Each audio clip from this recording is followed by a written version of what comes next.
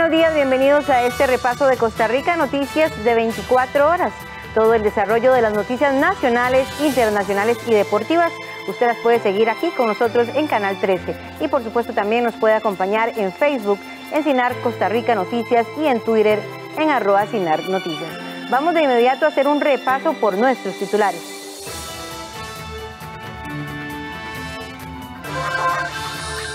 Presencialidad en centros educativos de la Dirección Regional de Cartago alcanzó el 92% durante el mes de abril.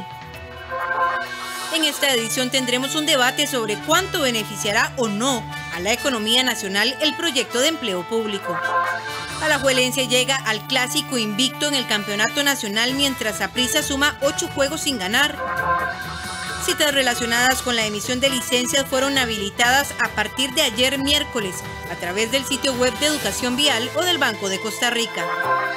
Gobierno francés suspende los vuelos con Brasil siguiendo la senda de Portugal, que ya ha detenido las conexiones aéreas con el país latinoamericano.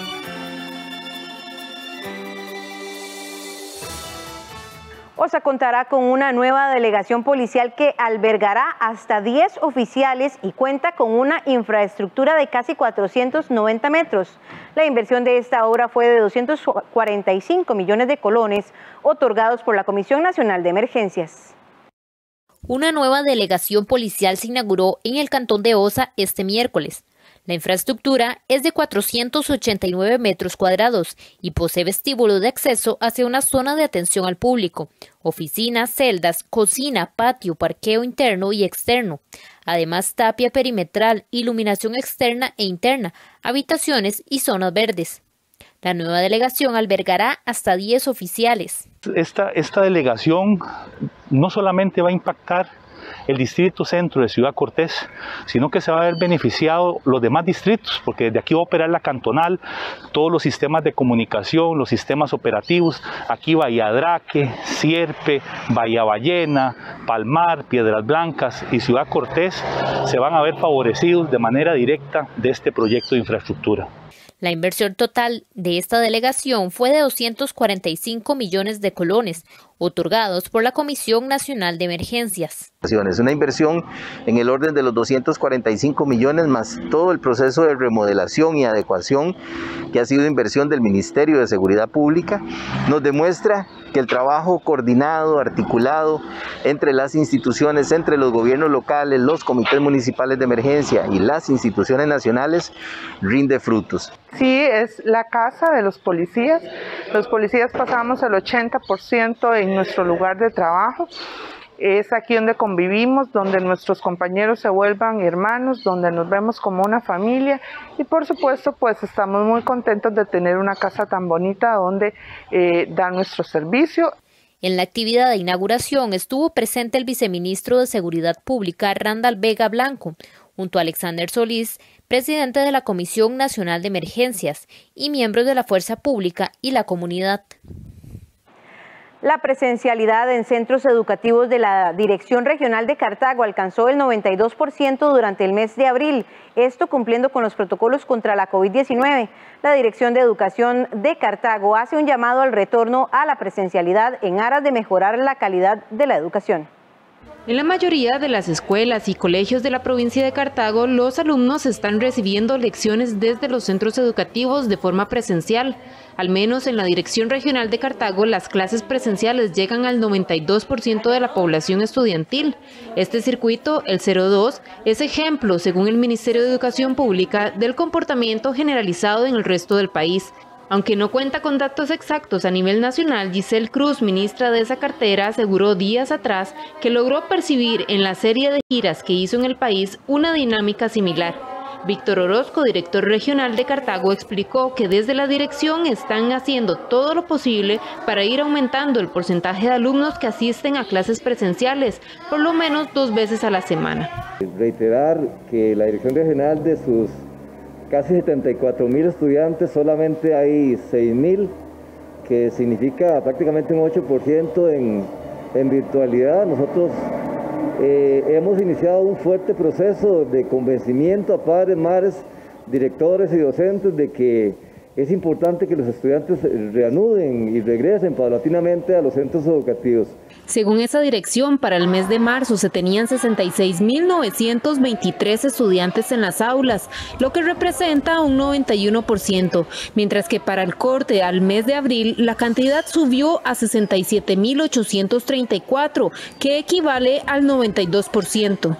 El coordinador afirma que existe un alto grado de compromiso por las partes de volver a la presencialidad, principalmente con el cumplimiento de los protocolos, y calificó de gratificante escuchar los testimonios de estudiantes que se sienten felices al retorno del centro educativo. Para nosotros es profundamente gratificante escuchar de testimonio de los estudiantes que se sienten felices en el centro educativo. Y eso es un claro indicador de que el retorno tenemos que lograrlo, ojalá, en el 100% de nuestra población educativa. En la escuela Pastor Barquero Obando, por ejemplo, únicamente 5 estudiantes reciben clases 100% virtuales, debido a que sus cuidadores son personas de alto riesgo ante el contagio de COVID-19. Priscila Brenes, directora de esta misma escuela, explicó que el modo bimodal de trabajar en 2 grupos es lo que ha permitido que 270 estudiantes regresen de forma presencial.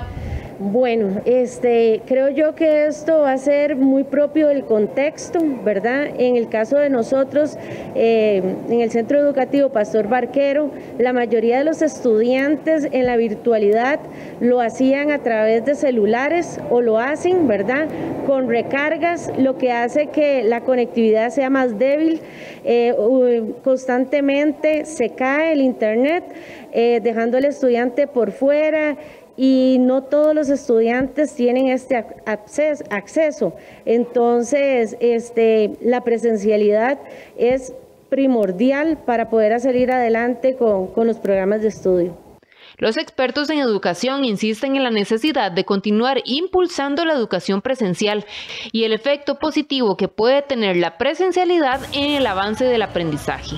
Primero, en términos de tiempo, el tiempo que permanece el docente en presencialidad, si uno lo compara con el tiempo de virtualidad, casi que no tiene un margen de comparación. ¿Por qué? Porque hablamos de periodos muy cortos en virtualidad contra periodos más prolongados. Digamos, en el caso de la escuela en la que estamos, los estudiantes reciben 5, 10 o hasta 15 horas de presencialidad por semana. Mientras que si eso se compara con los espacios de virtualidad, en promedio general ronda 2 horas, 3 horas en la mayoría de los casos. Entonces, yo aprovecho para hacer un llamado a padres, madres encargados de que si cumplimos con los protocolos no tienen por qué tenerle temor al regreso a los centros educativos. La Fiscalía General recibió una denuncia penal en contra del diputado Gustavo Viales para que se investigue si el legislador tiene relación con los hechos que tramita la Fiscalía Adjunta contra el Narcotráfico y Delitos Conexos. La Fiscalía General confirmó que el lunes anterior recibieron una denuncia en contra del diputado Gustavo Viales. El lunes anterior recibió una denuncia contra el señor Viales en la que se solicita que se investigue si éste tiene relación con los hechos de la causa que se tramita en la Fiscalía Adjunta contra el Narcotráfico y Delitos Conexos. Esta denuncia está siendo analizada para la correspondiente apertura de una causa penal. Durante la conferencia de prensa de este martes, el diputado aseguró que no había sido informado de la denuncia. Con relación a la denuncia, sí, fue, bueno, bajando al edificio, vi la nota de prensa, no he podido revisarla. Evidentemente esto es lo que busco, poder renunciar a la inmunidad para hacer frente a cualquier proceso. Ese proceso que usted señala tendría una vía más gravosa si yo me aferrara a la inmunidad, lo cual no está siendo parte en este proceso y podrá llevar una vía mucho más expedita. La semana anterior el OIJ detuvo a varias personas, principalmente en la zona sur, quienes al parecer forman parte de una banda dedicada al narcotráfico. Entre los detenidos está Bernabé Chavarría, presidente municipal de Corredores. Viales confirmó este martes en conferencia de prensa que el 30 de marzo visitó una casa en San Joaquín de Flores para recoger una USB con información sobre varias denuncias sobre la situación de los hospitales en la zona sur. Misma casa donde la policía judicial detuvo al presunto líder de la organización criminal. Sin embargo, el legislador aseguró que no tiene ninguna relación, cercanía ni amistad con las personas vinculadas en esa investigación. Quiero señalar con contundencia que ni yo ni tampoco ningún miembro de mi familia tiene, ni por asomo, ningún vínculo con el crimen organizado ni con cualquier otra actividad ilícita. El legislador señaló este mismo martes que renunciaba a su inmunidad parlamentaria. Una pugna entre el sindicato del Poder Judicial y una magistrada de la Sala Segunda llegó hasta la Organización Internacional del Trabajo. El sindicato de los trabajadores judiciales Citrajut denunció a la magistrada Roxana Chacón debido a que ella pidió a la Inspección Judicial abrir una causa disciplinaria en contra del secretario general de este gremio. Esto por unas declaraciones que brindó el sindicalista a un medio de prensa.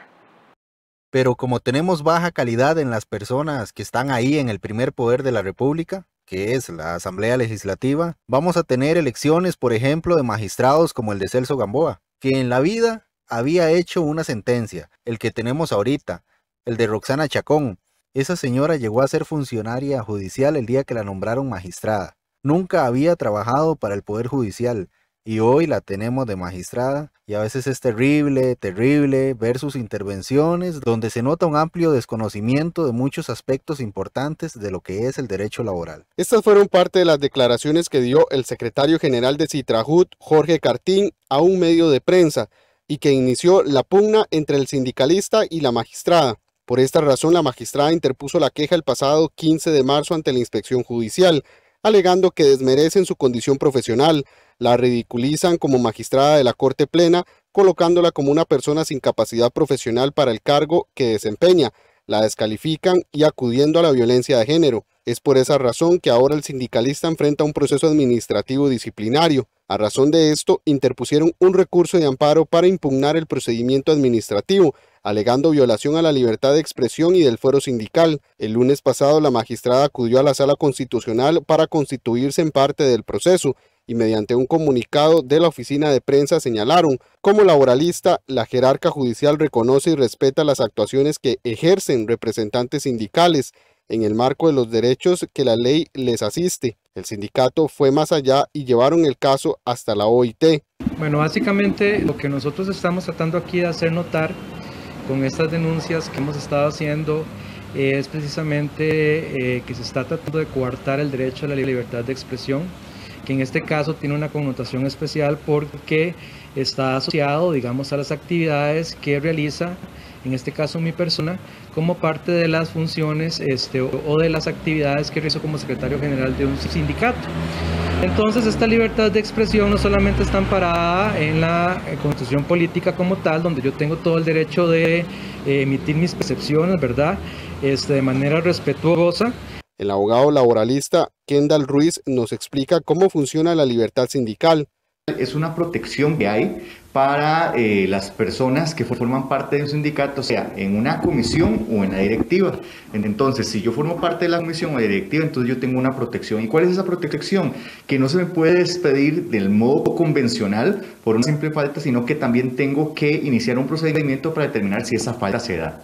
¿Qué sucede? Que los que están dentro de estos cargos no significa que son intocables o que eventualmente no vayan a responder civilmente, penalmente o de manera sancionatoria a nivel laboral por las faltas que cometan. Por ejemplo, si injurian, difaman o calumnian a alguien, pueden responder inclusive penalmente. Si cometen una falta en el centro de trabajo, entonces se inicia la investigación y se determina que cometieron esta falta y podrían ser despedidos, suspendidos o amonestados, según sea el caso.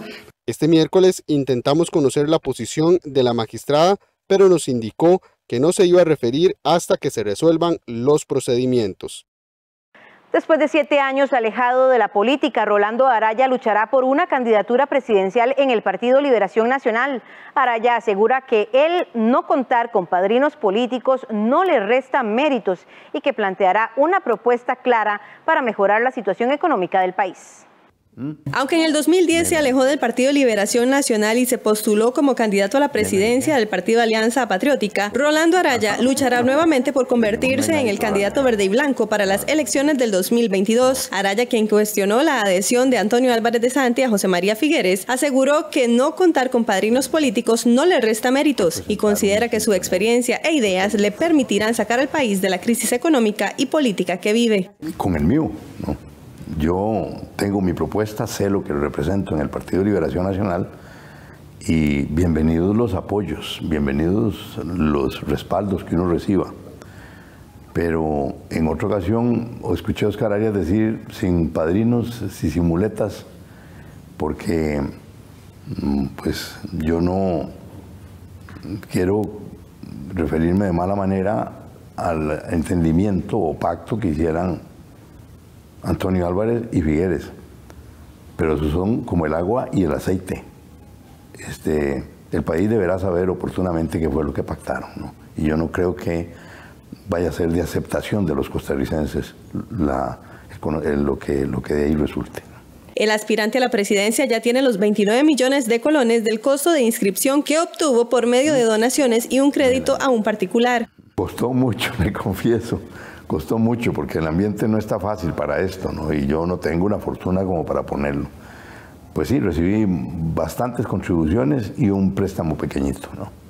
¿Y quiénes le contribuyeron y a quiénes? Amigos míos, todos, amigos todos pequeños, ¿no? Aquí no hay ninguna contribución rara, ¿no? ¿Y el crédito? ¿Es con un banco? También no, con otro amigo, sí. En aras de la transparencia, Rolando, ¿usted podría dar a conocer esos nombres de las personas? Bueno, pero tendría que preguntarle a ellos, ¿no? Pero primero si quieren aparecer, porque la gente le huye mucho a que salir en noticias políticas, ¿no?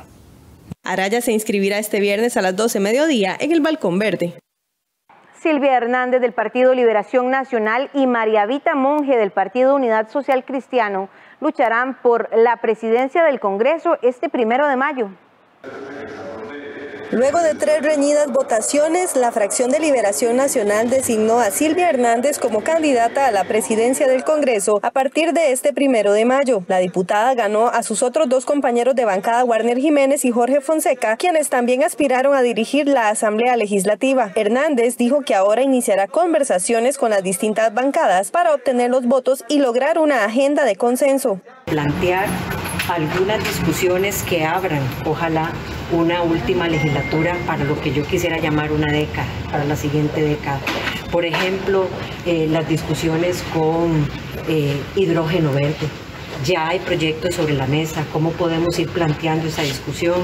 Hicimos una reforma a la ley de concesiones, cómo lograr quitarle presión al presupuesto para que mucha de la inversión se haga realmente con alianzas público-privadas. Me parece que hay una serie de discusiones interesantes que, aunque este es un año muy complejo, mi aspiración para abrazar a las diferentes fracciones es que no descarrilemos todo lo que hemos alcanzado en medio de una contienda electoral y tratemos de dejarle al país, ojalá, una última legislatura para una década. Por su parte, la diputada del Partido Unidad Social Cristiana y actual segunda secretaria del Congreso, María Vita Monge, también buscará la presidencia en el último año de legislatura. Sabiendo que el país en estos momentos difíciles requiere de consensos, de diálogos, he decidido postular mi nombre para ejercer la presidencia de la Asamblea Legislativa este próximo 1 de mayo. Como mujer, me siento muy orgullosa de representar a la mujer campesina, a la mujer rural que sabe sacar adelante a su familia y salir cada día con su trabajo. También puedo decir que la mujer rural puede salir adelante profesionalmente, cuidando su familia y haciendo un buen trabajo. La elección del directorio se realizará el próximo sábado 1 de mayo y por primera vez será en el nuevo edificio del Congreso. Vamos a hacer de inmediato una pausa comercial, pero lo invitamos a quedarse con nosotros porque al volver conversaremos con expertos económicos sobre el impacto que podría tener la economía nacional en el proyecto de empleo público que se discute en la Asamblea Legislativa.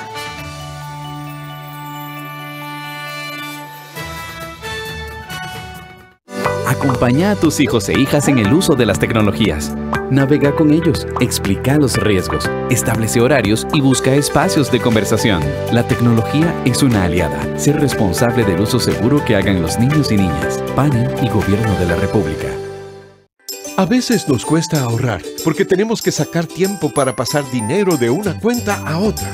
Porque aunque nos proponemos guardar una parte, no siempre lo logramos, porque si andamos efectivo, lo podríamos gastar. Ahorrar es más fácil cuando es automático. Defina el monto fijo a debitar automáticamente y el plazo. Puede hacerlo en bancobcr.com. Programe ya su ahorro automático. Somos el Banco de Costa Rica. Desde cualquier lugar del país, podés cantarle a la libertad, a la esperanza, a la paz. Podés cantarle a Costa Rica. Te invitamos a participar en Audiotopía Bicentenario, el concurso de música original costarricense para solistas. Envíanos un video de tu canción antes del 16 de abril al WhatsApp 8313-1315 y podrás ser vos quien le cante su canción a la patria desde el Teatro Nacional en el gran concierto de clausura de Audiotopía Bicentenario. AGECO tiene una buena noticia para todas las personas mayores y sus familiares. Gracias a la televisión, ahora podemos seguir estando cerca a pesar de la distancia, disfrutando de Buena Vida. El nuevo programa de AGECO y 13, Costa Rica Televisión. Buena Vida, de lunes a viernes a las 2:30 de la tarde, por 13, Costa Rica Televisión.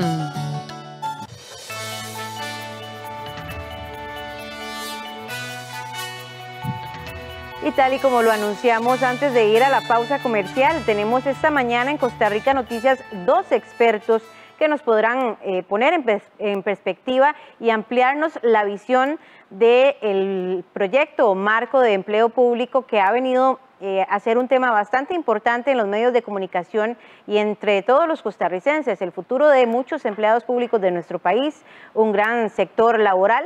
Y pues hoy lo vamos a analizar desde la perspectiva económica, qué impacto tiene este proyecto en nuestro país de ser aprobado. Así que le damos la bienvenida a Daniel Suchar y a Luis Paulino Vargas, ambos expertos que nos van a ampliar esta visión.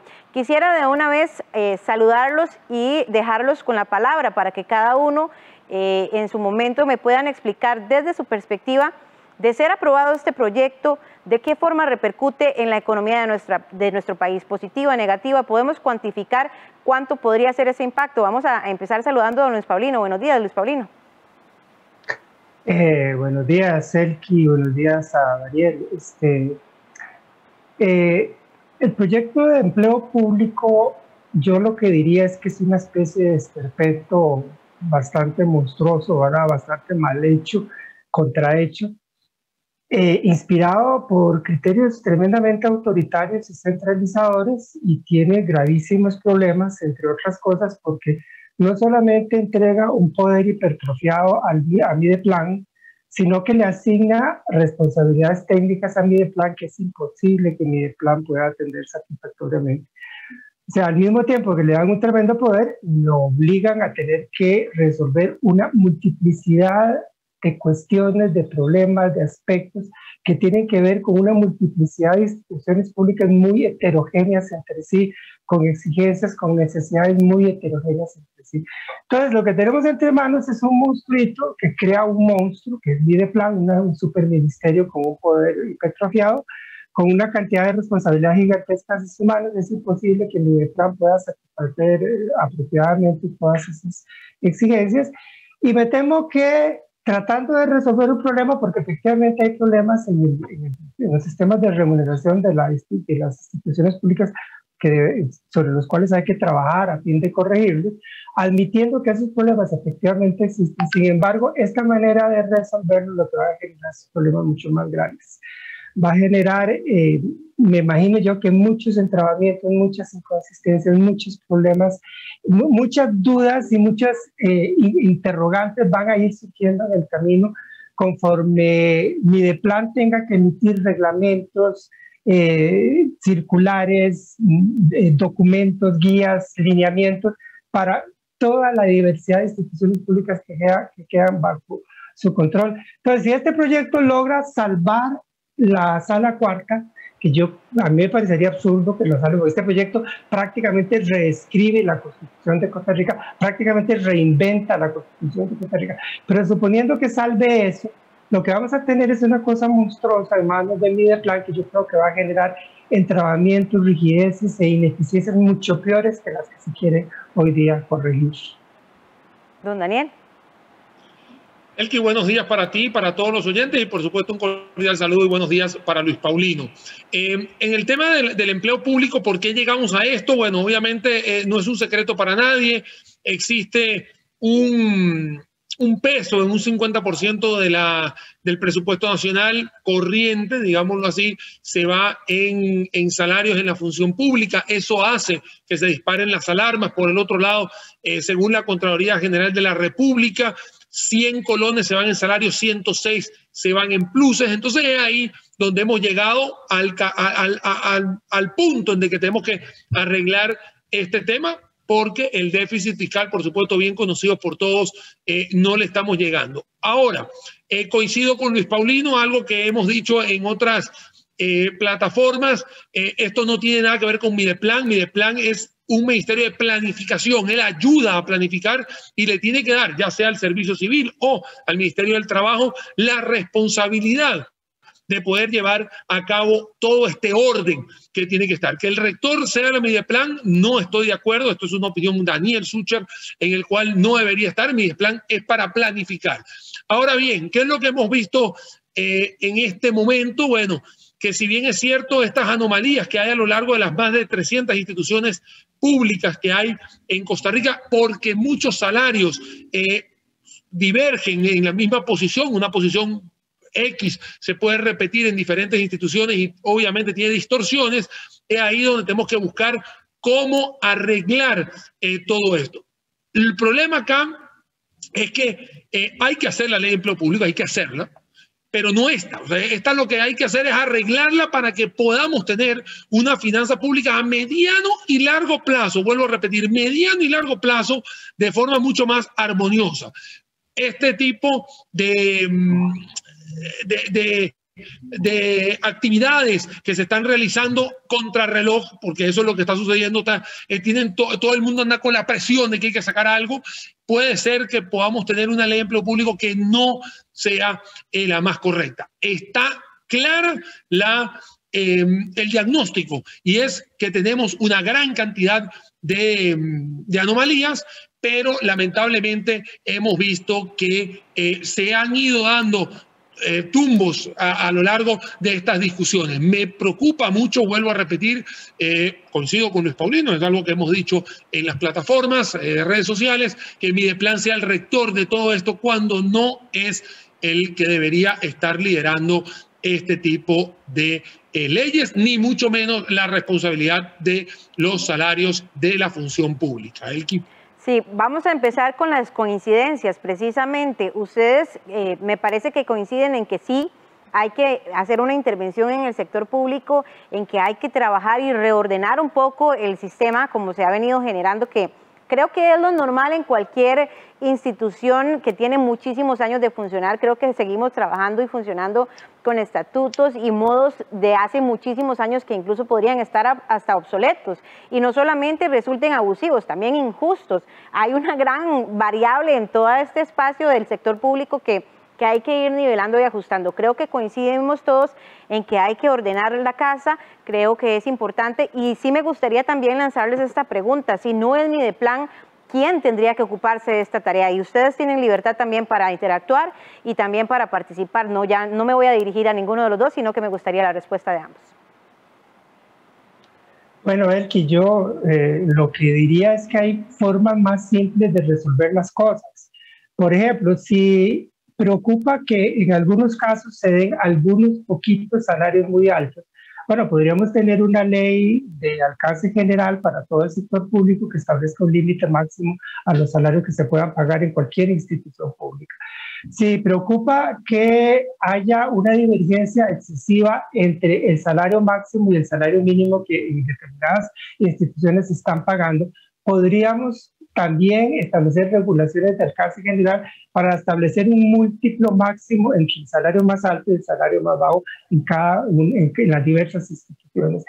Si estamos ante el problema de que puestos que cumplen funciones y tienen responsabilidades similares tienen salarios muy distintos, eso podríamos trabajarlo. Cuando se trata de cuestiones donde hay una homogeneidad suficiente para trabajarlo y para entonces poder avanzar hacia una homogeneización o una cierta estandarización en el pago de salario que se haga, eso se podría hacer. Cuando existe esa homologación, esa estandarización, esa homogeneidad en los puestos. Lo que no se puede hacer de ninguna manera es tratar de meter en un mismo canasto, en un mismo zapato, cosas muy distintas. Y es aquí donde esta ley entra en gravísimos problemas, choca con la Constitución claramente. La ley se está metiendo en temas que la Constitución ha clarificado de manera contundente. El nivel de autonomía de las universidades públicas en la Constitución está carísimo y esta ley lo desconoce, lo atropella. Está atropellando la autonomía en el Poder Judicial y está atropellando la autonomía en las municipalidades y en la Caja del Seguro Social, y está pretendiendo meter en un canasto estandarizado, en un zapato, estandarizando cosas muy diversas y cosas que conllevan un nivel de especialización, un nivel de sofisticación muy alto. Por ejemplo, pretender que una entidad externa a la Caja del Seguro Social, en este caso Mideplan, venga a decirle a la Caja cuáles deben ser los perfiles de sus especialistas médicos es una barbaridad. O sea, ahora que hemos estado con todo esto del COVID-19 leyendo muchas cosas, he llegado a entender lo que significa ser un especialista intensivista en las unidades de UCI de la Caja. Y ser especialista para atender a pacientes críticos en las UCI conlleva un nivel de exigencia profesional, un nivel de desempeño profesional tan alto, un nivel de especialización tan alto, que es absurdo pretender que un ente externo a la Caja vaya a poder regular correctamente eso. Y podríamos referirnos a las universidades públicas, yo que soy de una universidad pública y que soy consciente que en las universidades tenemos que corregir cosas, y yo creo que ya nadie en las universidades opina distinto, todo el mundo en las universidades estamos convencidos de eso, pero en las universidades públicas el trabajo científico de alto nivel que se hace en las universidades públicas, que nadie más en Costa Rica lo hace, nadie más en Costa Rica lo hace.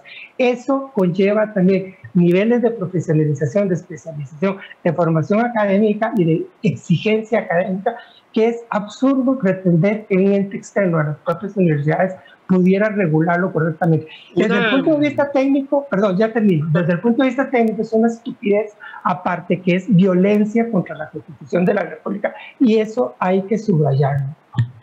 Una de las cosas importantes para seguir sumando con lo que está diciendo Luis Paulino con el tema de estos entes que se han integrado nuevamente, universidades públicas, la Caja, etcétera.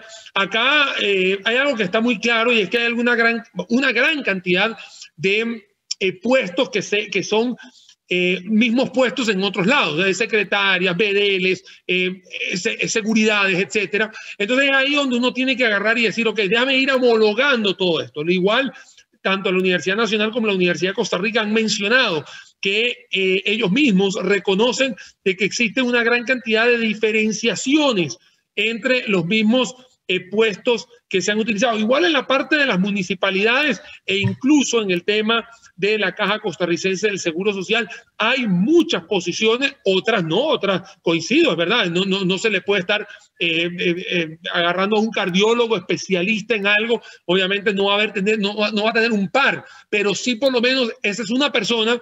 Hay que agarrar a todos los administrativos, una gran cantidad de posiciones que se pueden estar dando. Lo importante acá es saber de que cuando usted tiene un reglamento que pueda agarrar y decirle a todo el mundo, ahí señores, va a tener su salario tranquilamente, que va a ser competitivo, porque para eso es la ley de empleo público. No sé si esta, porque esta, como digo, esta va a ser como una especie de Frankenstein de diferentes parches, pero la idea o la naturaleza de todo esto, o el espíritu de todo esto es tener una finanza pública que no crezca como la espuma, de que no esté el tema de los enganches médicos o de que estos pluses salariales que usualmente son una gran cantidad de los mismos regados a lo largo de las 320 instituciones que multiplican, aceleran de forma exponencial el gasto público en la parte de las remuneraciones, que sea mucho más armonioso. De hecho, se habla en las últimas horas, incluso ayer en la tarde, se había hablado sobre ahorros entre 1,2 y 1,7% del Producto Interno Bruto. Y otra de las cosas que a mí me preocupa mucho, y lo he visto a lo largo de todas estas semanas, ha sido la desinformación que se ha manejado para aquellas personas que de repente salen a marchar o de repente salen a protestar y cuando van a ser abordadas no tienen absolutamente ninguna idea de lo que está sucediendo. Por eso yo creo, Elki, que este tipo de espacios son muy importantes. Van a haber personas que convergen, otras que divergen, eso es normal, pero la educación tiene que ser muy clara. Va a haber un salario único o un salario global que va a ser competitivo, que no va a estar creciendo, que las convenciones colectivas van a tener fecha de caducidad para que a mediano y largo plazo las finanzas públicas de Costa Rica sean mucho más sanas. No es un tema de que van a ser salarios paupérrimos, porque exactamente el espíritu de todo esto es que sean salarios competitivos, de que el que ya está teniendo su salario no lo va a perder. O sea, nadie está diciendo que vas a retrocederte en el poder adquisitivo, o sea, te lo van a quitar, nadie está diciendo eso. Y lamentablemente he visto algunos personajes que no están siendo lo más responsable del mundo para transmitir esto, o lamentablemente hay personas que se dedican a desinformar. Entonces, si bien vuelvo a repetir, Elki, hay gente que puede estar a favor o estar en contra. Lo que sí está claro es que la verdad tiene que ser expuesta a todo el mundo. Y si es de que nadie va a estar perdiendo y las personas incluso que queden en el umbral más abajo van a tener el chance de llegar tranquilamente. Nadie les está diciendo que no se van o que van a quedar peor de lo que estaban. Eso es muy importante decirlo. Perdón, adelante, don Luis. Sí, yo quisiera ahí disentir de Daniel, con todo respeto, por supuesto. Sí se pierde, Daniel, sí se pierde. Se está hablando de congelar salarios en el sector público por 10 y 12 años, ¿verdad? Y eso es terrible. Eso es o sea, hay que estar un poquito loco para hablar en esos temas. Lo digo con todo respeto para las personas que lo han dicho. Hablar de congelar salarios por 10, 12 años, perdón, hay que estar un poco chocho de la jupa para hablar de esa manera. Eso por un lado. Ahora, por otro lado, las convenciones colectivas son derechos laborales consagrados en la Constitución de Costa Rica y consagrados en convenios de la OIT, el 98 y el 154 de la OIT. Entonces, ¿qué?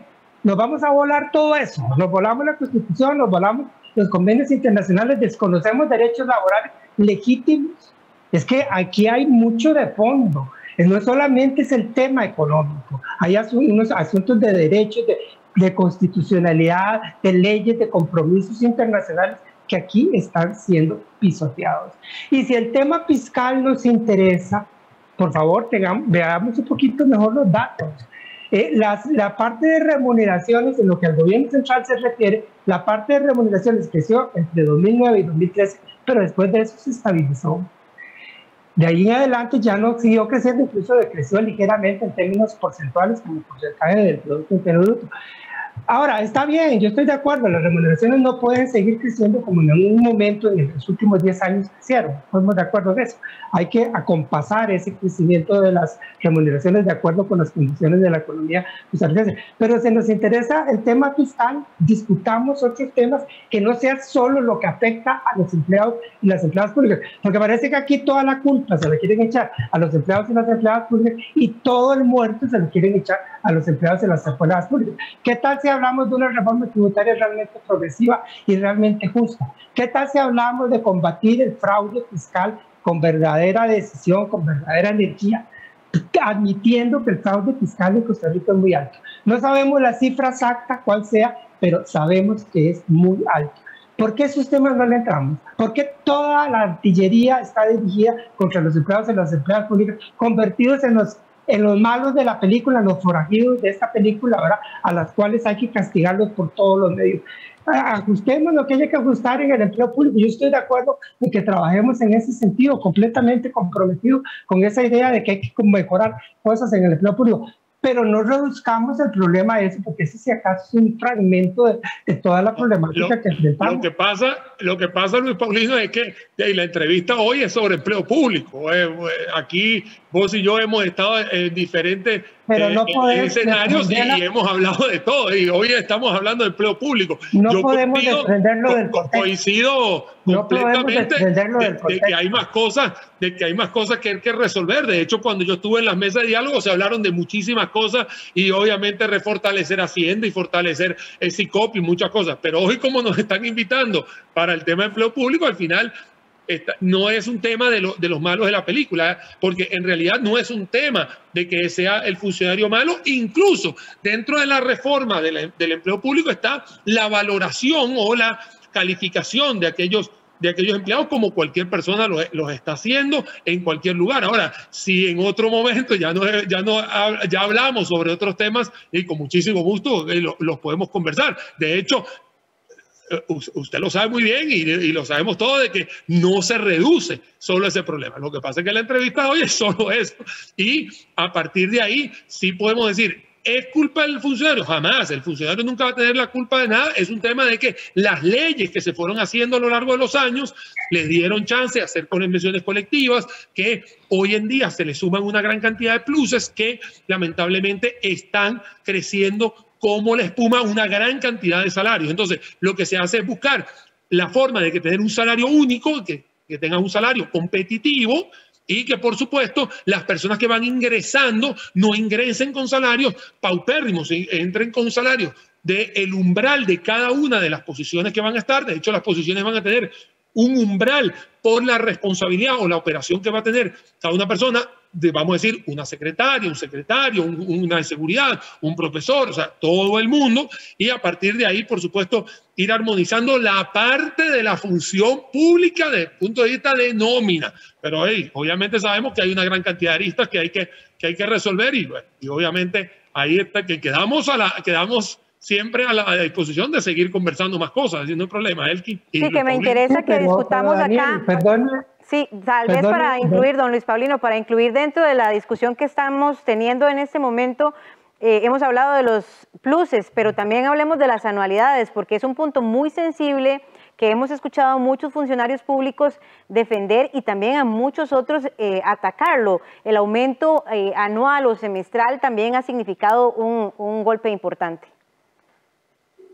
Sí, todo esto tenemos que trabajarlo. Las anualidades tenían sentido en una época que Costa Rica tenía tasas de inflación mucho más altas. Ahora tenemos que repensarlo de una manera distinta en un contexto de inflaciones mucho más bajas. Y ese tipo de cosas habrá que trabajarlas de manera tal que no se produzca una presión excesiva sobre las finanzas públicas a partir del crecimiento de los salarios, pero también de manera tal que nos garanticemos que el empleado de la empleada pública va a ir mejorando sus condiciones de vida a lo largo del tiempo, que una parte del crecimiento de la riqueza del país va también a llegarle a las familias de los empleados y las empleadas públicas, como debe llegarle también a las familias de todos los trabajadores y todas las trabajadoras de Costa Rica, independientemente de que estén en el sector público o en el sector privado. Pero Daniel, usted perdone, usted viene a decir ahora que no, que la discusión es nada más sobre el empleo público, pero usted mismo estuvo hablando de que tenemos que resolver el problema fiscal y asociaba la cuestión del empleo público con resolver el problema fiscal. Bueno, si se trata de resolver el problema fiscal, que usted lo puso sobre la mesa, entonces vamos a tener que hablar de esas otras cosas también. Aparte de que no es serio, perdone usted, no es serio hablar del empleo público desprendido del contexto. El problema del empleo público es parte de un contexto. Y usted no puede comenzar a hablar de empleo público, de lo que vamos a hacer en empleo público y borrar ese contexto como si fuera una cosa aislada. Porque de hecho, que fue por donde empezó Elki, cuando nos planteó que conversáramos de la cuestión, de hecho, estas reformas al empleo público, así como están planteadas, pueden significar, vienen a significar parte de un proceso de desmantelamiento y de debilitamiento de la institucionalidad pública que va a tener severas repercusiones para el desarrollo de la economía de Costa Rica a mediano y a largo plazo. Y eso es real. O sea, todo este paquete, porque no es que se puede desprender una cosa de la otra. Usted no puede desprenderlo del empleo público de la regla fiscal, y de todas las otras medidas de contención, de recorte que en este momento se están aplicando. Es parte de un mismo paquete. Y ese paquete va hacia el debilitamiento, hacia el achicamiento, hacia el desmantelamiento de hecho de la institucionalidad pública. Y perdone usted, Daniel, la experiencia mundial lo demuestra muy claro. Los países exitosos en la economía, generalmente la enorme mayoría de las veces, difícil encontrar una excepción, la enorme mayoría de las veces logran un éxito económico liderado por sus sectores públicos. Si no es a través de una fuerte intervención pública, con un Estado fuerte, con sectores públicos fuertes, no se logra éxito económico. El mercado por sí solo no lo puede lograr y las experiencias históricas en ese sentido son numerosas. y son contundentes. Y aquí lo que estamos es recorriendo el camino a la inversa para tener un sector público tremendamente desmantelado, lo cual va a tener repercusiones para el desarrollo futuro del país muy negativas. Uno de los datos que había comentado yo al principio de la intervención es que según la OCDE, el 50% de nuestro presupuesto corriente, quitando la deuda, se va en el pago de salario de nuestra nómina, porque al final lo pagamos todos nosotros, y el promedio de la OCDE es alrededor del 23 al 24%, o sea, nosotros estamos casi 25-26% por encima, alejados de ese promedio. Entonces, es ahí donde se disparan las alarmas de todo esto. Vuelvo a repetir, esto no es un tema del funcionario público, eso no es la culpa de él, y de hecho, la culpa aquí la podemos, responsabilidad, podemos hablar toda la mañana de todo esto. Pero hablando sobre la ley de empleo público, volvemos a repetir, esto lo que va a hacer es armonizar, poder tener a todo el mundo en un umbral competitivo para que la gente pueda tener su salario tranquilamente. Nadie lo va a perder, nadie va a estar hablando de que no va a estar ganando, y va a estar ganando bien o competitivamente hablando. Y por supuesto, a mediano y largo plazo vas a tener ahorros importantes porque no te va a crecer tanto la economía. Acá no es que 300.000 personas que están en el sector público van a agarrar y van a hacer de una Costa Rica la más fructífera. Es un tema entre todos. Es el 300.000 que están en el sector público, más el 1.800.000, casi 2 millones que van a estar. Estoy seguro que para el año 2022 vamos a tener un desempleo muchísimo menor al que tenemos ahora, y que esto es en conjunto. Incluso si la ley de empleo público estaría poniéndose en marcha, se calcula que podría estar dando ya resultados en el 2023-2024, o sea que todavía hay camino por recorrer para todo esto. Entonces hay que tener paciencia, sí, y vuelvo a repetir, hay algunas cosas que la que se está hoy gestionando, germinando dentro de la Asamblea Legislativa tiene una gran cantidad de errores, otras dicotomías, otras cosas que sí estoy de acuerdo, pero lo importante es que ojalá reine la sensatez, porque dárselo a Mideplan no es lo correcto, hacerlo atropelladamente tampoco es lo correcto, pero tampoco podemos debilitarnos y relajarnos, como se dice en el léxico, de no estar detrás de todo esto. Veo muchas posiciones de los diputados que no van, diputados que no se acercan, diputados que no están como muy pendientes de lo que está sucediendo con la ley de empleo público, que es una de las cartas importantes para poder llevar a cabo ese compromiso que el gobierno de turno, ¿no? el que está hoy en día liderando, es el que se comprometió a dar en mayo y junio a el Fondo Monetario Internacional. Y no quiero ser el pájaro de mal agüero, pero prácticamente hoy, 15 de diciembre, 15 de abril, ya estamos pasando el Ecuador del mes de abril, faltan 15 días para mayo. Y usualmente se supone que esto debería estar, las 9 proyectos de ley, los 9 proyectos de ley para el Fondo Monetario Internacional deberían estar listos prácticamente en un mes, y no veo que vayamos a tener humo blanco primero en esta de ley de empleo público, y las otras 8 brillan por su ausencia todavía. Ahora, perdón, una cosa muy breve, no sé si ya el que nos va a terminar la entrevista, pero, perdón, Daniel, lo que dicen que la OCDE dijo es que del total de los ingresos tributarios de Costa Rica, la mitad se va al salario, no la mitad del presupuesto. Eso es incorrecto. Los datos son clarísimos en que eso no es cierto. Y si se refiere al gobierno central, la parte de remuneraciones es una tercera parte o menos de una tercera parte del presupuesto del gobierno central. Ahí está la OCDE, ahí está el estudio. Pero lo que dice no es lo que usted dice. Usted lo dijo incorrectamente. La OCDE lo que dice es que la mitad de los ingresos tributarios, que es muy distinto a la mitad del presupuesto, son cosas muy diferentes, son datos muy diferentes. Si es la totalidad del presupuesto, es menos de una tercera parte, porque hay una importante diferencia entre el total del presupuesto, el total del gasto, y la parte de la recaudación tributaria. Y además, y entonces ahí lo que habría que agregar es, recordemos que nuestra carga tributaria es mucho más baja que el promedio OCDE. Entonces ese porcentaje, si nuestra carga tributaria fuera el promedio OCDE, ese porcentaje de la remuneración sería mucho más bajo de lo que se está diciendo.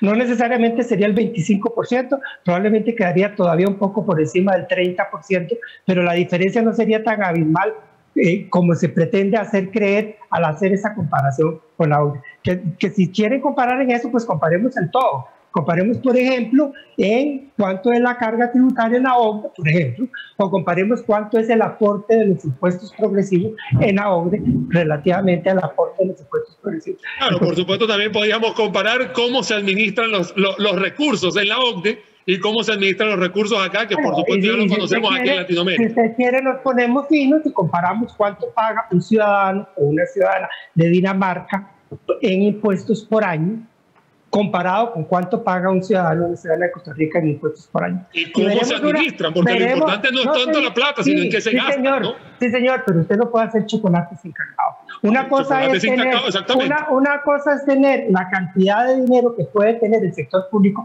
de Dinamarca, dada la cantidad de impuestos que cada ciudadano y cada ciudadana paga. Y una cosa muy distinta es lo que puede disponer el sector público de Costa Rica con lo que cada ciudadano, cada ciudadana costarricense paga.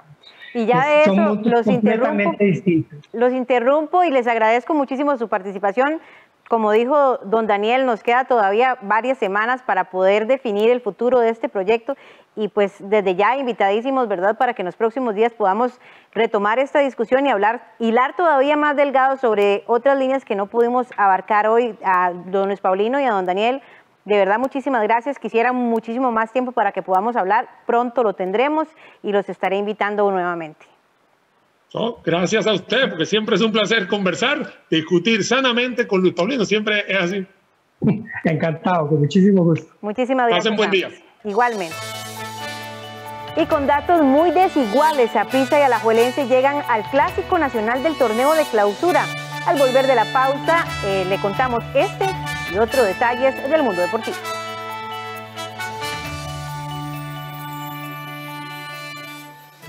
En Internet conectamos con personas conocidas y desconocidas. No publiques fotos o datos personales de tus hijos e hijas. Regula el tiempo que pasan en pantalla y evita videojuegos violentos. La tecnología es una aliada. Sé responsable del uso seguro que hagan los niños y niñas. PANI y Gobierno de la República. Un programa que nos enseña cómo, con pequeños cambios, podemos mejorar nuestro medio ambiente. Si queremos reducir la cantidad de basura que generamos y convertirla en material reciclable, tenemos que separarla. Ecológica, los domingos a las 12:30 de la tarde, en 13, Costa Rica Televisión. Código 13, acceso a la tecnología. Los miércoles a las 9 de la noche, con repetición los viernes a las 11 de la noche, en 13, Costa Rica Televisión. En Cine en Cortos, este jueves 15 de abril a las 9 de la noche, veremos varios cortos de la serie Secuelas de la Pandemia, que nos muestran maneras diferentes de alucinar. Aquí en 13, Costa Rica Televisión. Esta semana en Economía Creativa, La Ruta del Titicaca, una iniciativa de turismo comunitario en Bolivia. Están hablando de extranjeros que los uros ya no existen. No, hermano, aquí estamos los uros. Nosotros vamos a levantar nuestro idioma, nuestra cultura, nuestra vestimenta para no olvidar más. Economía Creativa, domingo 18 de abril, 8:30 de la mañana, por 13, Costa Rica Televisión.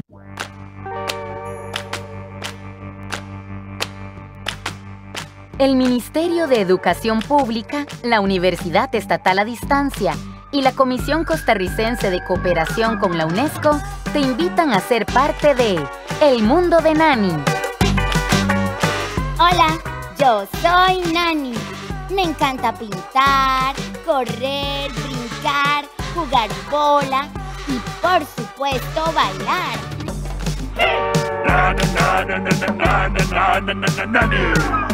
A partir del martes 13 de abril a las 9 de la mañana, como parte de la franja Aprendo en Casa de Café Nacional. En 13, Costa Rica Televisión.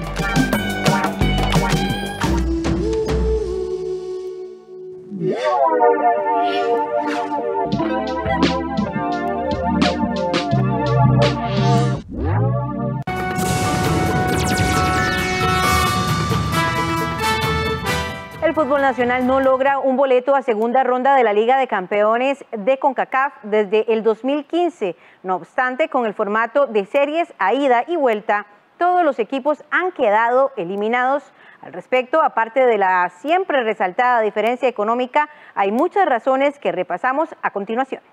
Saprissa no lo logra desde el 2017, Herediano y Alajuelense desde el 2015, y a ello se le suma San Carlos, que tampoco lo logró en el 2019.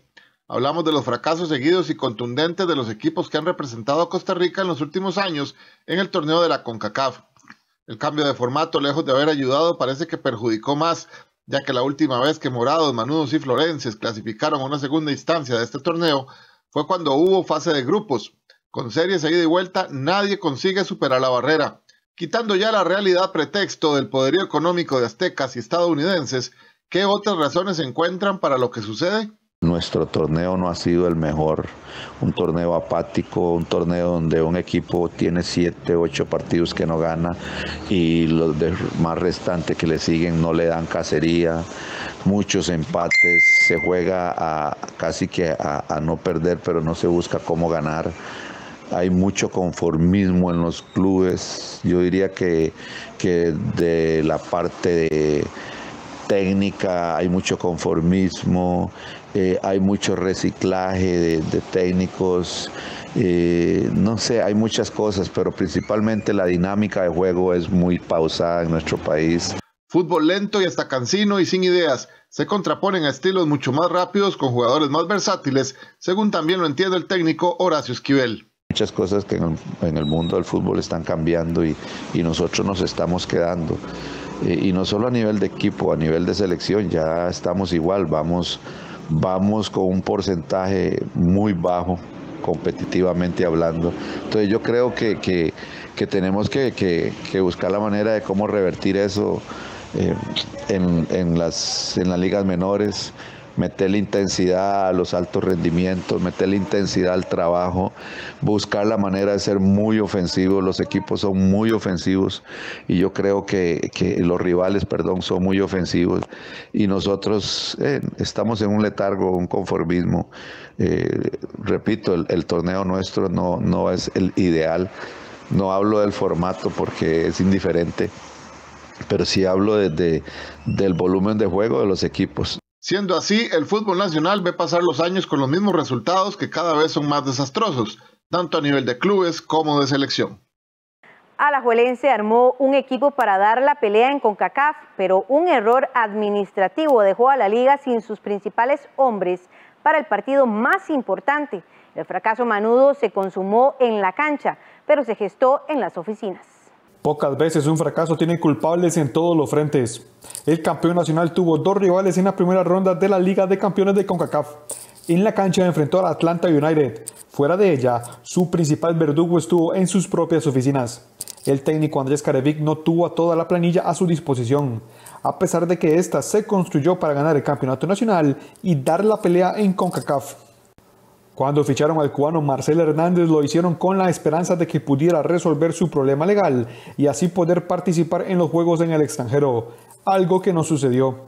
Además de no contar con su goleador, tampoco pudo hacerlo con Johan Venegas, presentado en enero y ficha importante para competir en CONCACAF. Aunque en la presentación del delantero, el gerente deportivo Agustín Lleida dijo que el equipo no estaba hecho para ganar el certamen del área, sí se hizo para realizar un mejor papel, al punto que se conformó una planilla con 2 o 3 jugadores por puesto para responder en los 2 torneos en disputa. De nada sirvió. Esta vez los culpables del fracaso no son solo el cuerpo técnico y los jugadores. También hay mucha responsabilidad de la gerencia deportiva y de los departamentos administrativos manudos. Ellos mismos debilitaron al equipo que formaron, al ignorar que los jugadores que viajaron a Europa con la selección no podían ingresar a Estados Unidos debido a que en ese país piden que haya pasado 14 días de cuarentena desde que regresaron del viejo continente. Esto no exime a los jugadores y a Andrés Carevic, que no lograron descifrar el bloque defensivo estadounidense en ninguno de los 2 juegos, especialmente en el partido de ida, cuando la liga en su casa jugó 60 minutos con un hombre de más. Carevic minimizó lo sucedido, prefirió resaltar el esfuerzo de los jugadores que enfrentaron al Atlanta y evitó hablar de fracaso, aunque es claro que no conseguir un objetivo es un fracaso, especialmente cuando la zancadilla la hizo alguien de la casa. A pesar de tener todas las complicaciones que ha tenido este equipo, de que nos falten los jugadores de jerarquía, Lo que te puedo decir es que estoy súper orgulloso de nuestro equipo, súper orgulloso de nuestros jugadores. Dieron todo en la cancha, creo que hasta tuvimos la posibilidad de haber ganado el partido y creo que la sensación es realmente muy positiva de cómo se dio el partido hoy. Alajuelense deberá esperar un año para intentar dar la pelea en CONCACAF. Tiene mucho tiempo para aprender cómo jugar esos partidos y, sobre todo, a tomar las acciones para que sus principales armas no se queden guardadas en casa. Alajuelense llega al clásico invicto en el campeonato nacional, mientras Saprissa suma 8 juegos sin ganar, pero ambos jugarán este partido con la herida abierta por la eliminación en la Liga de Campeones de CONCACAF. Por primera vez en este año, Manudos y Morados comparten su estado de ánimo, luego de que ambos equipos dijeran adiós rápidamente al torneo del área, en manos de equipos de la Major League Soccer de los Estados Unidos. Alajuelense tenía expectativas más altas, aunque Saprissa no perdía la ilusión por dar la sorpresa y meterse en los cuartos de final de la competencia. Ninguno puso resistencia y ahora deberán toparse en el campeonato nacional, donde la realidad de uno y otro dista mucho. El clásico nacional será una oportunidad para ponerle un bálsamo a la herida y olvidarse, aunque sea un poco, de los fracasos en CONCACAF. Para Saprissa, que será local, es una obligación ganar, no solo para dejar atrás este trago amargo, sino también para cortar sus rachas de juegos sin triunfos, que ya va por 8, y para no perder su puesto en la zona de clasificación, el cual ha mantenido de un hilo gracias a que los rivales que vienen atrás no han aprovechado. Ganar el domingo sería una inyección de motivación para los morados, que además le quitarían el invicto a la liga y volverían a ganar un clásico, algo que no pudieron hacer en las últimas 3 ediciones. Por su parte, Alajuelense, ya clasificado a semifinales y enfocado 100% en el campeonato nacional, buscará afianzarse en el primer lugar, algo que podría asegurar como máximo a falta de 2 fechas para el final. De paso, el campeón nacional podría liquidar a su archirrival, hundirlo en una racha histórica de juegos sin triunfos y, tal vez, sacarlo de zona de clasificación. Para este compromiso, Andrés Caleví contará con toda su planilla, mientras que Saprissa no tendrá a su capitán, el argentino Mariano Torres, quien dio positivo por COVID-19. Los últimos 3 clásicos terminaron con triunfos manudos y estuvieron cargados de goles. El que se disputó en la primera vuelta finalizó con un 3-1 a favor del campeón nacional, mientras que en la final de la Liga CONCACAF, Alajuelense venció 3-2. Ambos partidos se disputaron en el Alejandro Morera Soto. Con este marcador de 3-2, también Alajuelense ganó en su última visita al Ricardo Saprissa en octubre pasado. Con la eliminación en la Liga de Campeones de CONCACAF, a Manudos y Morados solo les queda pensar en el campeonato nacional. Los rojinegros mentalizados en mantener el invicto y quedarse con el primer lugar, mientras que los tibaseños con la esperanza de cortar su mala racha y quedarse con un puesto en las semifinales. Luego de la salida sorpresiva de Hernán Medford del banquillo de Cartaginés, los brumosos mantendrán a Dani Fonseca en la dirección técnica hasta el cierre del campeonato. Sin embargo, la administración blanquiazul exigirá al próximo entrenador no solo clasificar, sino pelear por el título. Dani Fonseca terminará la temporada en el Cartaginés. Por el momento, tras la salida de Hernán Medford, los brumosos no llevarán a nadie y le darán esa oportunidad a quien era uno de los auxiliares en el banquillo. No obstante, los brumosos piensan desde ya en un entrenador que, sea nacional o extranjero, tenga ciertas premisas indispensables. Lo que busco es una persona, o quiero una persona igual, que venga a hacer su trabajo, que tenga sus metas también a nivel personal, que es lo que él quiere conseguir en su vida, que también se alinee con los objetivos del Cartaginés, que andemos por esa misma línea, que lo que me diga sea lo que hagamos, o que yo vea que se está haciendo, ¿entiendes? Son una serie de elementos ahí que en estos 2 años y medio he visualizado que quiero tener. Digamos, Cartaginés hoy, a pesar de que ahorita estamos viviendo una situación económica un poco incómoda por la situación de un embargo que sufrimos, no hemos podido todavía del todo resolver, es un equipo estable y esa estabilidad quiero que también se refleje en el equipo en la primera división. Asimismo, Vargas es enfático en que el equipo tiene una planilla para competir y que quien llegue deberá tener claro que es a ganar el cetro. El objetivo es claro, nosotros tenemos que ir por el campeonato, siempre. No que empiece el proceso, no empiece, ya veremos en el proceso qué le vamos dando para que consiga los objetivos, qué le podemos ayudar, pero el objetivo al que venga es, o que es un proceso, pero el proceso también es obtener resultados y en esos resultados volver a obtener ese buen resultado y esa es la situación. No voy a decirle, mira, con esto, ahora este semestre, nada, de una, vamos por el campeonato. Vargas asegura que ese es el perfil que tiene moldeado, aunque no tiene un nombre formal para analizar. Los brumosos se dedicarán de acá al cierre del torneo para contratar a su próximo timonel. Si usted está esperando sacar cita para obtener licencia de conducir, ya puede empezar su trámite. Al regreso les contamos los detalles.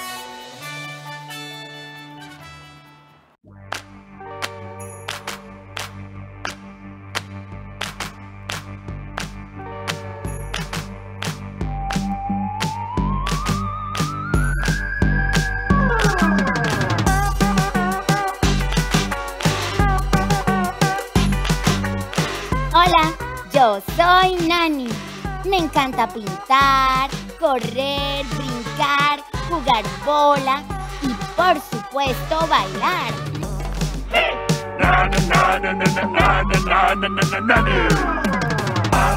Soy el papá. Soy Nani. Soy el papá. Soy Nani.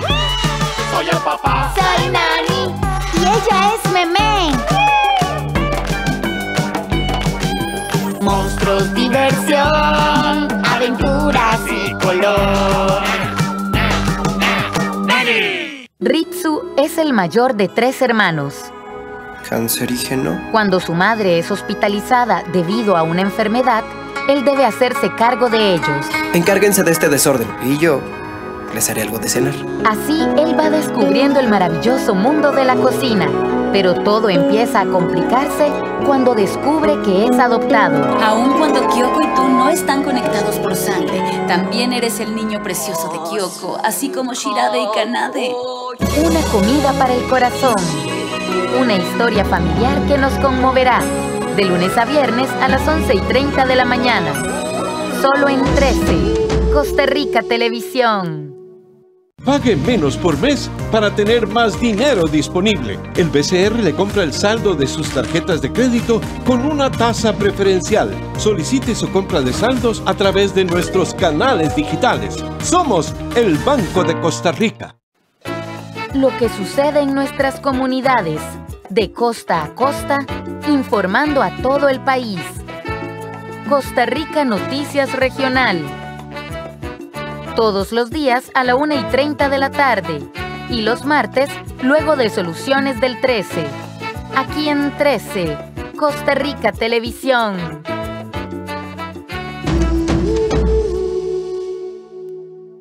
Desde cualquier lugar del país, podés cantarle a la libertad, a la esperanza, a la paz. Podés cantarle a Costa Rica. Te invitamos a participar en Audiotopía Bicentenario, el concurso de música original costarricense para solistas. Envíanos un video de tu canción antes del 16 de abril al WhatsApp 8313-1315 y podrás ser vos quien le cante su canción a la patria desde el Teatro Nacional en el gran concierto de clausura de Audiotopía Bicentenario. Continuamos con la información nacional. 11 de cada 100 habitantes en Costa Rica han sido vacunados contra la COVID-19. Según cifras de la Caja Costarricense de Seguro Social, a 3 meses de haber iniciado la vacunación en el país, se ha inmunizado al 32% de la población mayor de 58 años. La Caja Costarricense del Seguro Social registra la aplicación de 586.799 vacunas contra la COVID-19, lo que permite al país alcanzar una tasa de vacunación nacional de 11.37 por cada 100 habitantes. Por ejemplo, del grupo de 30 a 39 años se ha vacunado a 35.685 personas, de los 50 a los 57 a 12.826, mientras que de 58 y más a 263.963. Estos datos significan que se ha logrado llegar al 32% de la población que pertenece al grupo de 58 o más, que es el grupo 2 de vacunación, que se compone de más de 800.000 personas. El esfuerzo de vacunación realizado por los funcionarios de la institución ha permitido proteger a 154.371 con esquemas completos de vacunación, o sea que tienen su primera y su segunda dosis ya aplicada. En total, en el grupo de 58 años y más, se han aplicado 418.354 dosis de vacuna contra COVID. Por otra parte, en el grupo priorizado 1, compuesto por trabajadores de hogares de larga estancia, las instituciones de primera respuesta y profesionales de salud privados, se han aplicado 168.445 vacunas. De estas, 90.000 corresponden a primeras dosis y 78.000 a segundas dosis. Ahora, si lo vemos por región, en la Central Sur es la que más se han aplicado número de dosis, con 253.205, seguida por Central Norte con 144.345, Chorotega con 52.897 dosis aplicadas y Pacífico Central con 44.327. Por otro lado, este martes, en horas de la noche, llegó al país el 15º cargamento de vacunas contra la COVID-19, con lo cual Costa Rica supera el 1.000.000 de dosis recibidas. Se recibieron 113.490 dosis de vacunas de la compañía Pfizer. Este es el segundo lote del mes de abril y corresponde a la 14ª entrega que realiza la empresa en nuestro país. Las vacunas forman parte del Plan Nacional de Vacunación que ha aprobado la Comisión Nacional de Emergencias en conjunto con la Caja Costarricense del Seguro Social y el Ministerio de Salud para ser aplicadas a toda la población costarricense. Según la Comisión Nacional de Emergencias y el Ministerio de Salud, el histórico de vacunación ha sido el siguiente. En diciembre se recibieron 21.450, en enero 82.875, en febrero 171.990, en marzo 473.850 y a la fecha en abril han llegado 271.620. El presidente Carlos Alvarado calificó como esperanzadora esta llegada de vacunas. Señala que cada lote fortalece la lucha que se ha dado contra la pandemia. Sin embargo, insiste que debemos continuar redoblando los cuidados y no bajar la guardia ante la situación de contagios e incremento de hospitalizaciones que enfrenta el país. ¿Aumentó la pandemia los embarazos en Costa Rica? Según los datos de la Caja Costarricense de Seguro Social, la respuesta es no. Incluso durante el 2020 se registraron 6.000 nacimientos menos con respecto al 2019. El año 2020 fue muy particular debido a la pandemia. Las personas pasaron más tiempo en sus casas, compartiendo más en familia y en pareja. Por esta razón se esperaba que pudiera haber un aumento en los embarazos. Sin embargo, según datos de la Caja Costarricense del Seguro Social, la realidad ha sido muy diferente, pues en el 2020 hubo una baja significativa de los embarazos. En el 2019 hubo 60.368, mientras que en 2020 54.213, es decir, una diferencia de 6.155. No obstante, para Angélica Vargas, coordinadora del programa Mujer y directora del proyecto Salud Mesoamérica de la Caja, este dato no se relaciona con la pandemia. Pero esto viene pues con todo o sea, como una respuesta a todo un patrón cultural que se está dando. La Caja también ha trabajado mucho en aumento de oferta anticonceptiva y educación sobre métodos y consejerías y prescripción de métodos anticonceptivos, lo cual pues también podría haber repercutido en eso, pero no podríamos decir que fue por la pandemia. Sí tenemos, digamos, los datos de consultas prenatales que se dieron 2020 contra 2019, y sí hubo una disminución, no muy significativa, pero sí hubo una disminución. La hipótesis se ratifica cuando en diciembre no hubo ningún aumento, ya que la pandemia inició en marzo y los primeros partos reflejados serían en diciembre. Pero esto no pasó, pues en diciembre del 2019 hubo 5.089, mientras que en 2020 se registraron 4.465. Por otro lado, la experta señaló que tampoco hubo un aumento en las cesáreas, tal cual lo había alertado la OMS, pues se temía que por el miedo a largas atenciones se prefiriera la cirugía. No obstante, tampoco fue el caso, ya que en el 2019 se realizaron 14.712 y en el 2020 13.814, es decir, la tónica fue los partos naturales.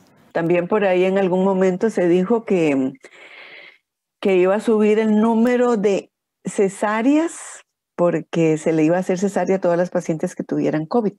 Eso tampoco es algo que se vio, o sea, no se reflejó en la estadística un incremento de cesáreas por pandemia. Entonces quiere decir que los estándares, digamos, de manejo se mantuvieron. Vargas explica que los resultados reales de la pandemia y los nacimientos se darán en el primer cuatrimestre de este año. Además, insiste en que hay una preocupación, ya que en 2020 no se cumplió la tasa de recambio, lo que quiere decir que por cada 2 personas no hubo 2 nacimientos, lo que afectará al futuro las pensiones y otros factores demográficos. Las citas relacionadas con la emisión de licencias fueron habilitadas a partir del miércoles 14 de abril. A través del sitio web de Educación Vial o del Banco de Costa Rica. El Ministerio de Obras Públicas y Transportes informó que esta semana rige una excepción para estas citas, debido a que normalmente son habilitadas los días jueves. No obstante, a partir de la próxima semana volverán a hacerlo. Las personas que requieran realizar trámites relacionados con la emisión de licencias podrán sacar la cita a partir de este miércoles 14 de abril y no el jueves como es lo habitual. Las citas fueron habilitadas a partir de las 8 de la mañana.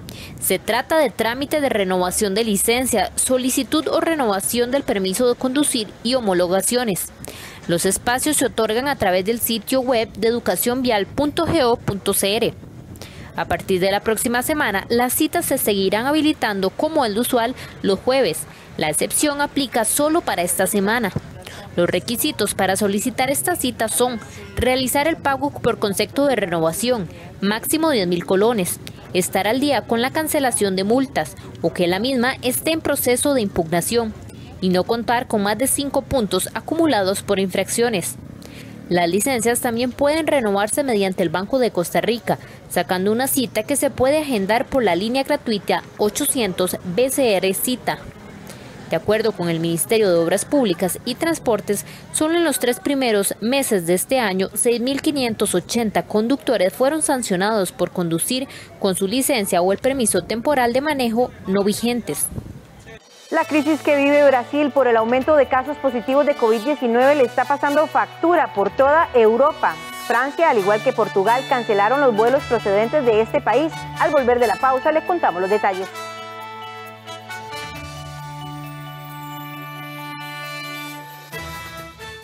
En conmemoración del Día Mundial del Arte, Documentales UNED presenta Trazos de Libertad. Un documental que muestra cómo un grupo de privados de libertad logra enriquecerse con el placer de pintar. Realmente, si uno quiere un cambio, el cambio tiene que ser de adentro hacia afuera. Miércoles 14 de abril a las 9:30 de la noche. Con repetición el sábado 17 de abril, 4:30 de la tarde. Por 13, Costa Rica Televisión. Las mujeres llevan más de 170 años movilizándose en la lucha por la igualdad de derechos. Pero no fue hasta el siglo XX que alcanzaron los primeros éxitos, como la introducción del sufragio femenino. Pese a los esfuerzos, aún queda mucho para lograr la verdadera igualdad. Global 3000, solo en 13, Costa Rica Televisión. Un programa que nos enseña cómo, con pequeños cambios, podemos mejorar nuestro medio ambiente. Si queremos reducir la cantidad de basura que generamos y convertirla en material reciclable, tenemos que separarla. Ecológica, los domingos a las 12:30 de la tarde, en 13, Costa Rica Televisión. AGECO tiene una buena noticia para todas las personas mayores y sus familiares. Gracias a la televisión, ahora podemos seguir estando cerca a pesar de la distancia, disfrutando de Buena Vida. El nuevo programa de AGECO y 13, Costa Rica Televisión. Buena Vida, de lunes a viernes a las 2:30 de la tarde, por 13, Costa Rica Televisión. En el próximo capítulo de Fábrica Standil. No puedo creer que le gustes con esa nariz de mentiroso que tenés. La fábrica, sin ustedes, no es nada, no existe. Escuchame una cosa. ¿Sabés lo que estamos haciendo acá? ¿Qué? Estamos haciendo valer nuestro trabajo contra todos. ¿Qué pasa, viejo? No me pueden hacer este quilombo acá, por favor. ¡Que salga! ¡Que dé la cara! ¡Que se haga cargo! ¿Qué Arismendi? Arismendi no está acá. Fábrica Standil. El viernes a las 10 de la noche. Aquí en 13. Costa Rica Televisión.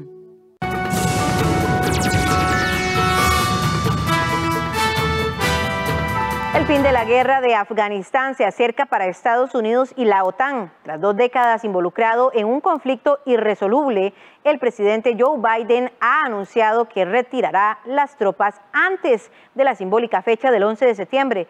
La operación de retirada de los 2.500 efectivos comenzará el 1 de mayo. El fin de la guerra de Afganistán se acerca para Estados Unidos. Tras 2 décadas involucrado en un conflicto irresoluble, el presidente Joe Biden ha anunciado que retirará las tropas antes de la simbólica fecha del 11 de septiembre. La operación de retirada de los 2.500 efectivos comenzará el 1 de mayo. Donald Trump ya había establecido la retirada de Afganistán, con fecha límite precisamente el 1 de mayo. He llegado a la conclusión de que es el momento de terminar la guerra más larga de Estados Unidos. Es el tiempo de volver a casa. Nos atacaron, fuimos a la guerra con objetivos claros, conseguimos esos objetivos, Bin Laden está muerto y Al-Qaeda está debilitada en Afganistán. Es tiempo de terminar esta guerra para siempre.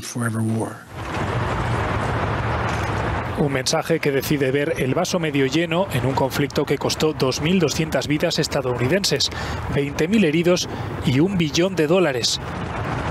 Todo ello sin contar los miles de muertos y heridos civiles sobre el terreno. La OTAN también ha anunciado que se retirará de Afganistán empezando el 1 de mayo. La Alianza Atlántica tiene en el país asiático unas 7.000 tropas. El gobierno francés suspende los vuelos con Brasil siguiendo la senda de Portugal, que ya ha detenido las conexiones aéreas con el país latinoamericano. España y Reino Unido ya imponen una cuarentena de aproximadamente 40 días para aquellas personas que regresen de este país. El gobierno francés suspende los vuelos con Brasil, siguiendo la senda de Portugal, que ya ha detenido las conexiones aéreas con el país latinoamericano. España o Reino Unido ya imponen una cuarentena de 10 días a los que llegan de allí. El Ejecutivo actúa presionado por la oposición, aunque sobre todo por los datos de mortalidad y transmisión de la variante brasileña del coronavirus. Hay razones para estar preocupados si llega y se extiende por Europa. Podría causar una cuarta ola que sería muy mortal. El riesgo justifica tomar medidas adicionales. La variante bautizada como P1 está causando todavía más estragos en Brasil, ayudada por la desidia del gobierno de Jair Bolsonaro. Más de 3.000 muertos y 70.000 infectados de media diaria en los últimos 7 días. Los hospitales están saturados y también las pompas fúnebres. En los cementerios el personal tiene que trabajar ininterrumpidamente para inhumar a los fallecidos. Víctimas y familiares reclaman poner fin a las dilaciones a un juicio contra 2 monjas y otras 7 mujeres acusadas de complicidad en el abuso sexual de niños sordos en el Instituto Próbolo de Mendoza, en Argentina, postergado esta semana por un caso de coronavirus. Nueva postergación en el juicio contra 2 monjas y otras 7 mujeres acusadas de complicidad en el abuso sexual de niños sordos en el Instituto Próbolo de Mendoza, en Argentina. La decisión se tomó a pedido de la defensa de las acusadas, que alegó que una de ellas está aislada por COVID-19. Las víctimas y familiares reclaman poner fin a lo que consideran dilaciones. Como fueron condenados los curas en la primera instancia, ahora es el momento de las cómplices. Y estas cómplices tienen que pagarlo, tienen que pagar con cárcel, porque estas cómplices tenían la vida de todos estos niños en sus manos. Las monjas acusadas son la japonesa Kosaka Kumiko, en prisión domiciliaria, y Asunción Martínez, nacida en Paraguay.